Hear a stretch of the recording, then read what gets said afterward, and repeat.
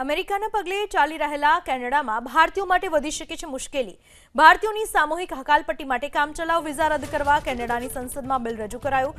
કારની સરકારે સંસદમાં એક અનામત બિલ મારફત કામચલાઉ વિઝા રદ કરી હજારો ભારતીયોની ગમે ત્યારે સામૂહિક હકાલપટ્ટી કરવા માટેની શક્તિ માંગી છે। એટલું જ નહીં, આ બિલ મારફતે ભારતીયોને કાઢી મૂકવા માટે અમેરિકન એજન્સીઓની મદદ મેળવવાની પણ દરખાસ્ત કરાઈ। સૂચિત કાયદા હેઠળ કેનેડા સરકાર ભારત અને બાંગ્લાદેશમાંથી થતી બનાવટી અરજીઓને ઓળખીને તેને રદ કરવા માટે અમેરિકન સંસ્થા સાથે ભાગીદારી કરી શકે છે। ભારત અને બાંગ્લાદેશના નાગરિકોને નિશાન બનાવી કામચલાઉ વિઝા ધારકોની સામૂહિક રીતે હકાલપટ્ટીના બિલના કેનેડામાં વિરોધ થયો છે। 300 થી વધુ નાગરિક જૂથોએ આ બિલનો વિરોધ કર્યો છે।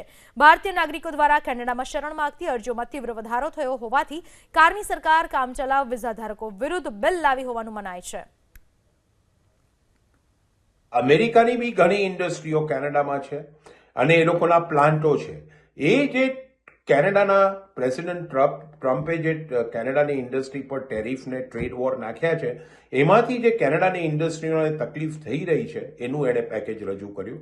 કારણ કે અમુક ઓટો ઇન્ડસ્ટ્રી છે, અમુક ઇન્ડસ્ટ્રી કેનેડામાં બંધ થઈ રહી છે બીકોઝ ઓફ ટેરિફ, અને જોબ લોસ થઈ રહ્યા છે, જોબ ક્રિએટ નથી થઈ રહ્યા। એટલે એના માટે જે પેકેજ રજૂ કર્યું એટલા માટે કે આજે કેનેડાની ઇકોનોમીમાં ઇન્ફ્લેશન આવી રહ્યું છે, કેનેડાની ઇકોનોમીમાં તકલીફ થઈ રહી છે, જોબ લોસ થઈ રહ્યા છે, અનએમ્પ્લોયમેન્ટ વધી રહ્યું છે, એના માટે એમણે પેકેજ રજૂ કર્યું। અને ખાસ એક બીજું કે ઇન્ટરનેશનલ સ્ટુડન્ટો માટે ઇન્ટરનેશનલ ટેમ્પરરી વર્ક પરમિટ માટે એણે સ્લેશ કર્યું છે।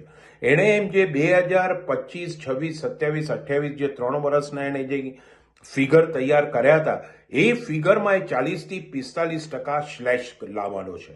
એટલે એ લોકોએ જે ફિગર ઇમિગ્રેશન ડિપાર્ટમેન્ટે નક્કી કર્યું હતું કે 28 સુધી અમે આટલા 1 નંબર કે 2 નંબરના આટલા માણસો અમે બોલાવીશું, પણ એની અંદર એને આજે રજૂઆત કરી કે અમે 45% એમાં સ્લેશ કરીશું, એટલે 45%નો કાપ નાખીશું।